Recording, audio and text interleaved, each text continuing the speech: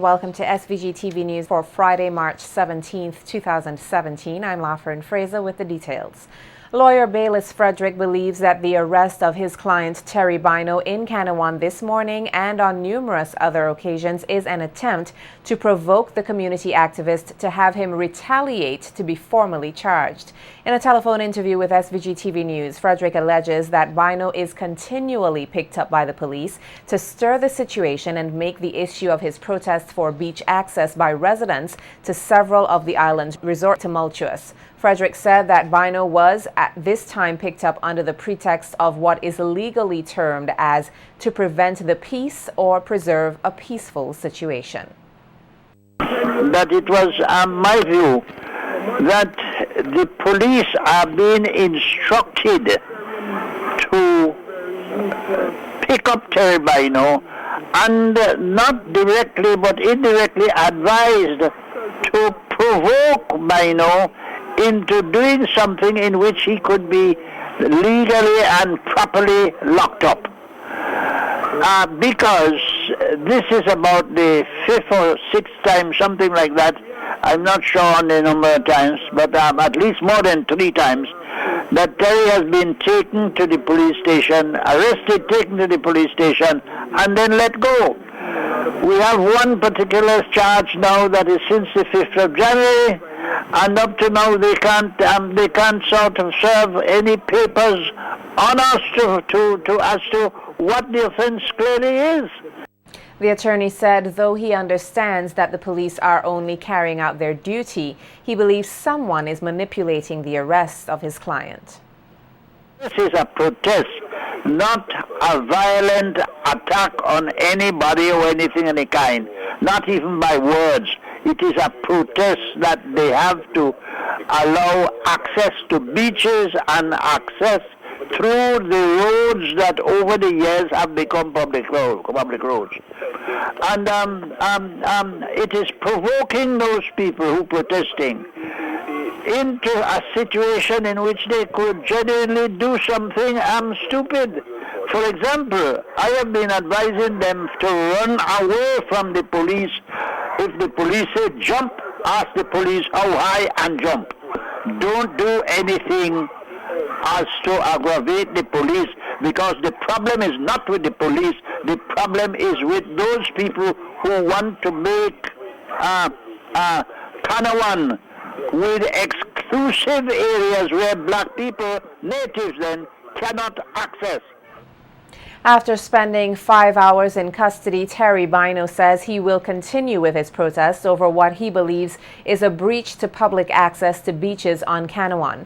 Bino told SVG-TV News in a telephone interview after his release that he had stopped counting the number of times he has been picked up by the police and that he will not give up the protest unless something is done to provide beach access to residents at the Kanawha resort. He told me that he would like me to come to the police station with him because he believed, for my own safety, there might be a breach of the peace or some sort of confrontation. So for safekeeping, I asked if I was drunk and disorderly, so he can do that. But I went anyway. I parked my vehicle in the outside parking lot and I went with him. And I was released around 3 o'clock. Bino says he has been described by some as a renegade who does not want to see hotel development on the Grenadine Island. He, however, believes that this development should not make Vincentians sell their patrimony to earn a living, and described the situation as a type of modern-day slavery. Today, in most of the case in the hotel industry, there is no more horse with master on its back. What we have is master is now in a room with a sign mark, do not disturb. While our children show up, dressed to the best, to say yes sir, no sir, yes please, no please. Because our people are not being liberated. This does not help us.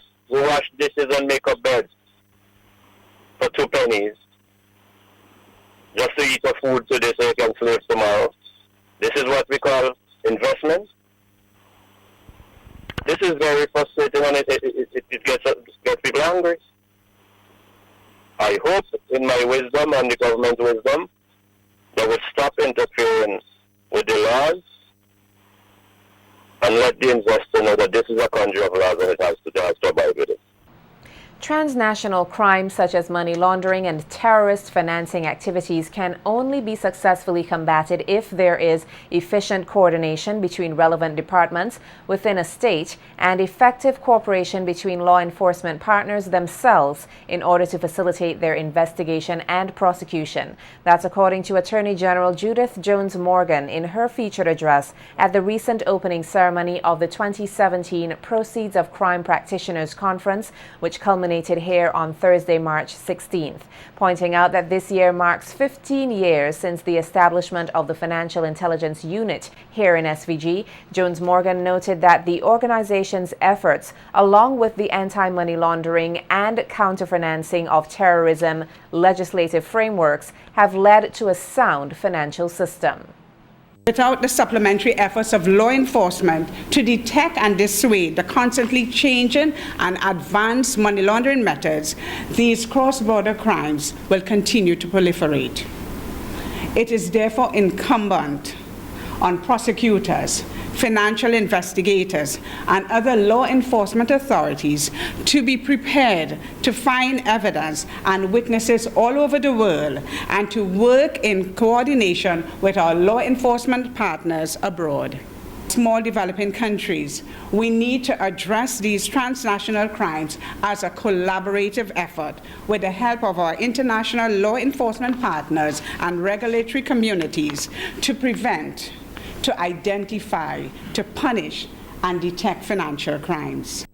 Jones Morgan further stated that the challenge posed by even more sophisticated and elaborate methods of transnational crimes, as well as organized crime groups, emphasizes now more than ever the need for there to be a cadre of crime practitioners who are sufficiently skilled to evoke effective investigating and prosecuting measures.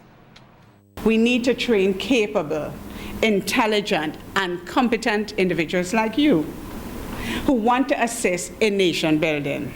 We must invest time in our financial investigators and prosecutors. We must train them and we must support them as they learn.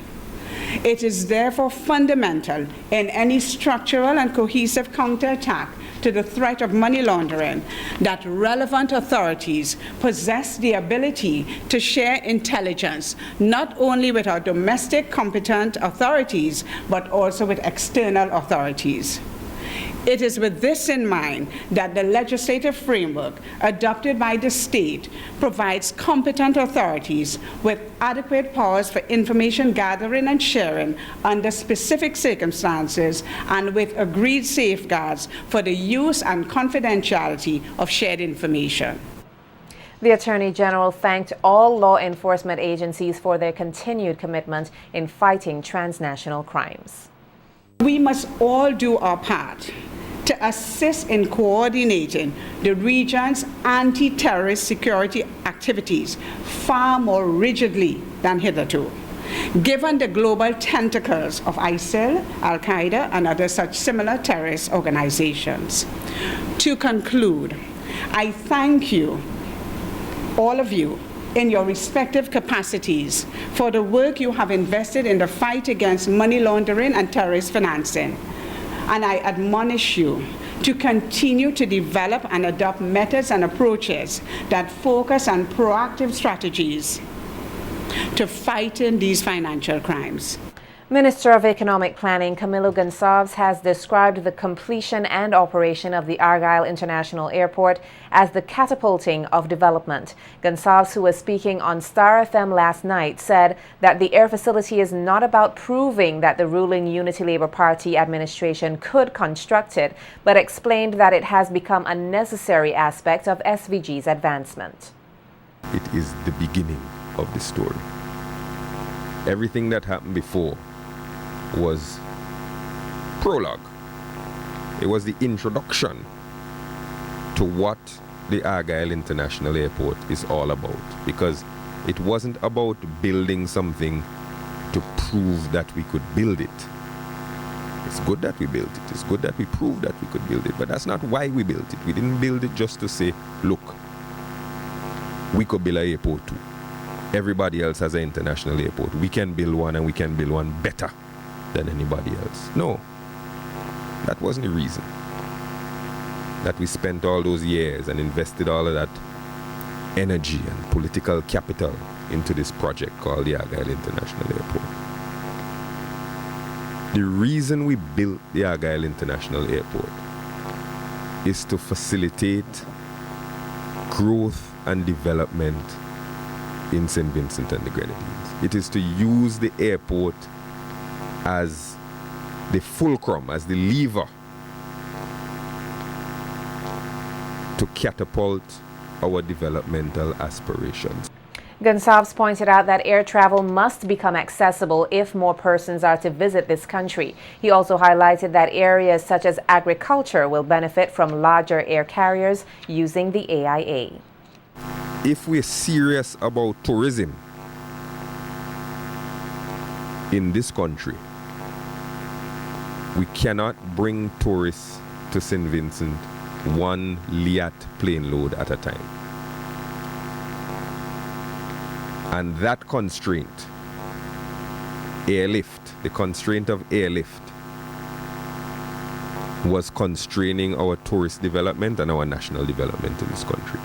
So we built the airport to remove that constraint and to allow national development on a larger scale with tourism, with agriculture, with foreign direct investment. All of them critical, and all of them requiring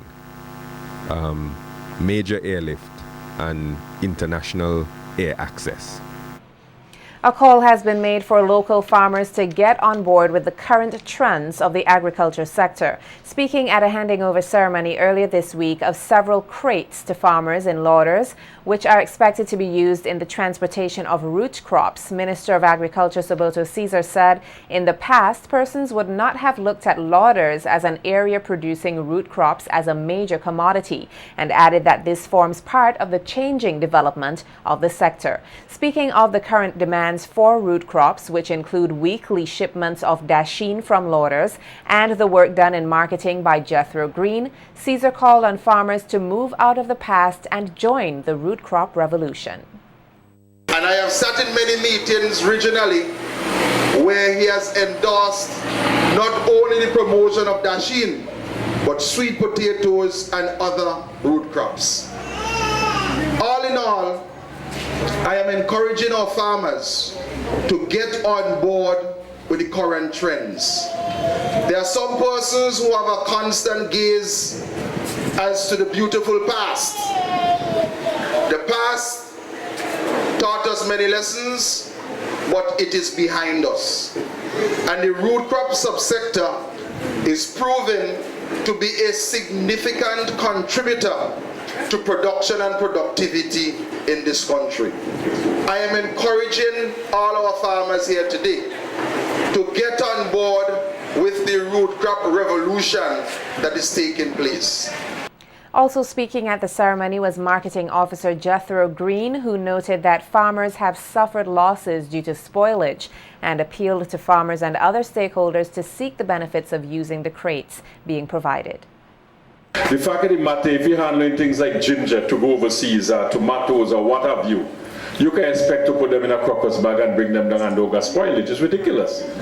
And when I see the way how the producers handling and dump on the market, it sickens me. You need to make money, and how can you make money if you're making these losses?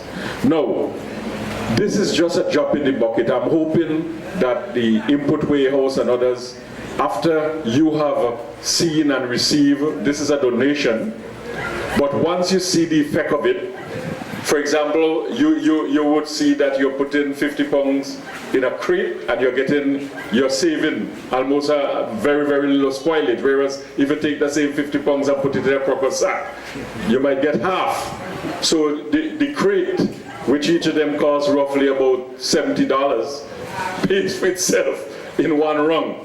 So I am hoping that this is a taste for you to know that you need to arm yourself with these kinds of things if you have to improve your profitability from your farm. Technical specialist at the Inter-American Institute of Cooperation on Agriculture, Michael Dalton, considered the use of the crates as a means of changing some of the bad practices in the agriculture sector.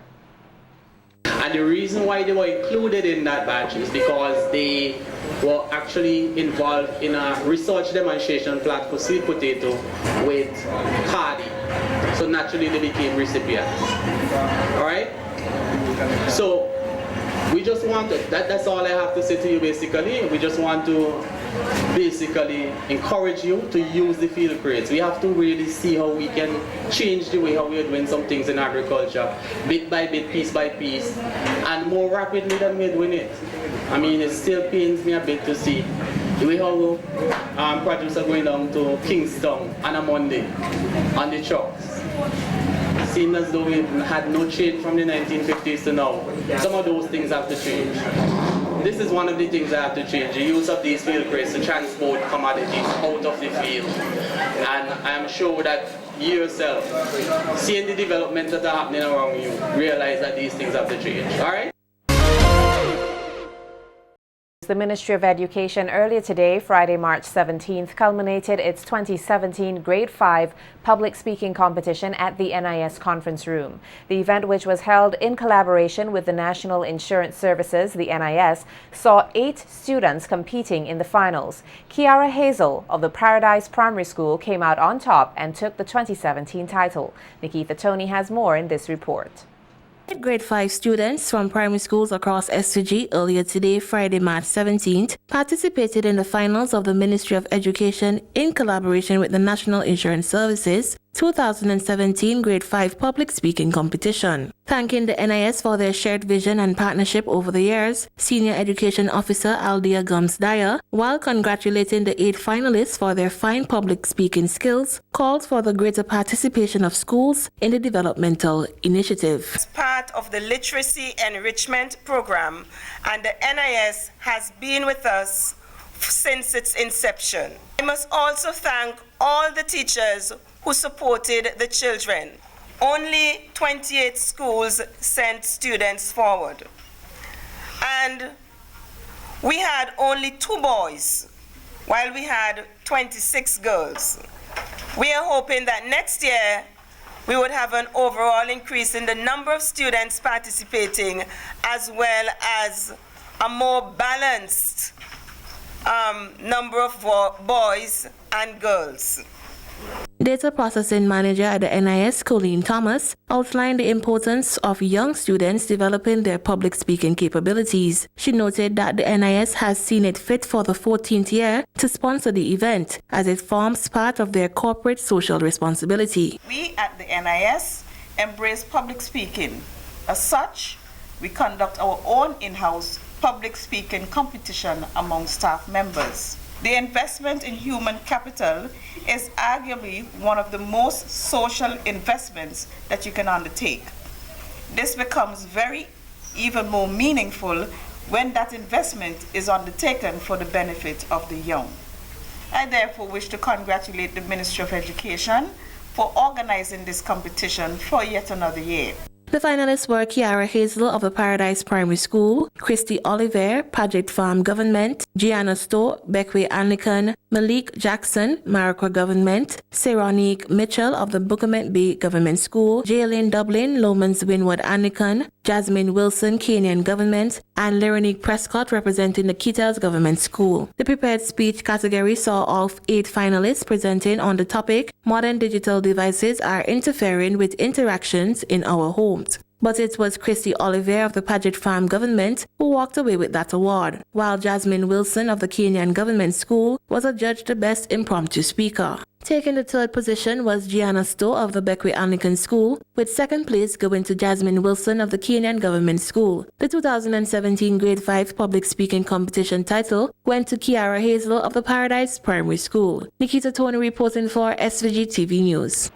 Persons in SVG who are suffering with the pain of the loss of a loved one can look forward to some support and guidance in handling grief through a book entitled Surviving Grief and Loss, written by lecturer Cheflon Ballantyne. The book is dedicated to the family and friends of the 3 Vincentian College students who lost their lives in a tragic accident on January 29th of this year whilst on an internship program in Barbados. The 70-page book explores various personal experiences of the author in handling grief, God's perspective on the matter, and how persons can find meaning and purpose in their lives despite personal loss, as well as practical ways of handling grief and loss. The book will be launched this Sunday on the Kindle format and will be available for free until midnight on March 20th. Persons will also have the opportunity to download a free 7-day daily devotional. The paperback version of the book is expected to be available at local stores at the end of April. The Carnival Development Corporation is continuing on its quest to marry the old with the modern of Vincentian soca music. This as 6 local renowned bands, after many years out of the spotlight, will come together for a showcase at the Arnisville Sporting Complex this Saturday to mark the 40th anniversary of Vincy Mas. CDC Chairman Ricardo Adams said the show is fittingly dubbed Clash of the Bands, which will give soca fanatics the opportunity to see performances of legendary bands who have contributed significantly to Vincy Mas over the years. Looking to partner the legends with the future legends, and so we're looking to capture the people who were fond of touch and the people who used to jump like a kangaroo or who love their wife bad, and we're also targeting the people who are fans of Hyper 4000, Kinetic and Fireman, who are perhaps the more jump and wave type of person. So we're looking to attract people across the spectrum. Okay. The CDC appears to have their ears on the ground in terms of adhering to persons' opinions and so on. How has this been paying off so far? Well, at the end of it, what we're doing is we're putting on a cultural production for the people of St. Vincent and the Grenadines and for the people who we're hoping to attract from outside of St. Vincent and the Grenadines to come in. And the thing is, our approach is not to put together a product, put it out there, and you basically take it or leave it. What we want to do is we want to continue to refine and tailor our product to meet the expectations and to address the wants of the patrons out there. So I think that has been very good for us because, for instance, the move to the new venue from Rawaku has meant that a lot of persons who were perhaps a little hesitant about going out to Rawaku have now indicated, their unequivocal support for this particular show tomorrow night.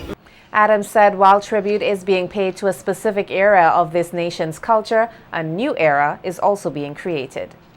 We've actually got 5 of the bands who were from pretty much that era, and those bands would be Touch, Signal, Exodus, Resurrection, and HS Factor, and we're coupling them now with Kinetic, which is the band from this era, and Kinetic is going to be featuring also the performances of Hyper 4000 and Fireman.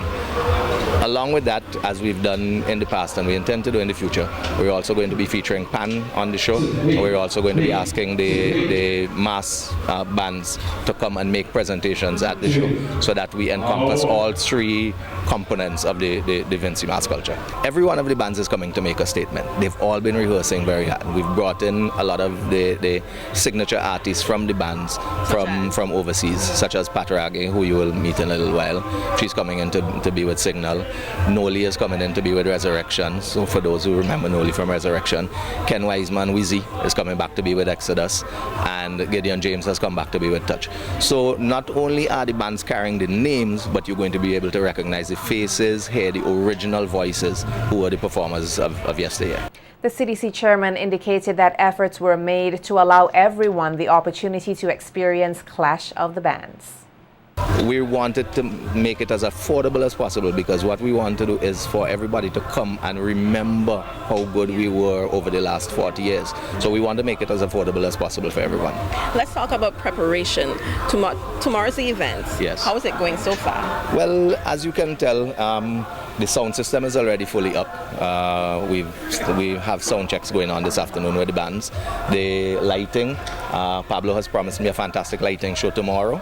He's just come back from Trinidad and he's all excited about the new lights that he's going to, the new lighting programs that he's going to show for us tomorrow. And the bands themselves, as I said, have been rehearsing. They'll be starting sound checks from this evening. So, I mean, tomorrow we expect that we would be doing the final sound checks, the decorations and that kind of stuff, but the infrastructure is in place already. And former band member of Signal, Pat Ragge, expressed her excitement to be home after 4 years. Ragge explained that while she has continued a fruitful music career in St. Croix, where she resides, it's always good to perform on home soil. Trust me, you see, Vincent John, we are party animals. We know how to party. You got to know, in St. Croix, you have to build them up. You just have to command them, and I have this thing in me that I like to command people. Once you command them, then they will participate. But if you don't, if you're just there performing, they're not going to part. But Vincent John, when they have a pan knock, trust me, it's mass. So that's the difference, and I really look forward for tomorrow night, trust me. I just want to invite everybody to come out, and I want them to know it's not a competition. It's a clash of the band, it's togetherness, it's music, it's performing, it's everything. The show is expected to commence from 7 p.m. and go until 2 a.m. 10 persons have been selected to compete in this Sunday's Platinum Search International competition. The local round of the regional competition airs on SVG television and is in conjunction with KMK Productions and Entertainment out of the Virgin Islands. The show, which is produced and hosted by Kenneth Gladstone, saw Danville, Tony and Nolisha Gordon being sent home in the elimination round. The 10 remaining contestants are Gary Miller, Angelique Garraway, Hayden Billing, Norita Baines, Kevin Glasgow, Marissa McKenzie, Javel Frank, Jahil Cruikshank, Jonathan Muckett, and the duo Casario Cumberbatch and Richard Ross. Here's a taste of the talent from the singers. He's my Lord and my everything, and I will be still, know you are God. To call upon your glory, it's my all. It's the best thing that I have ever done. My hands are lifted up, my heart is ready to receive. When things go wrong, He'll make them right. There is no one else like you. You are great. And I know He watches me. I'm gonna be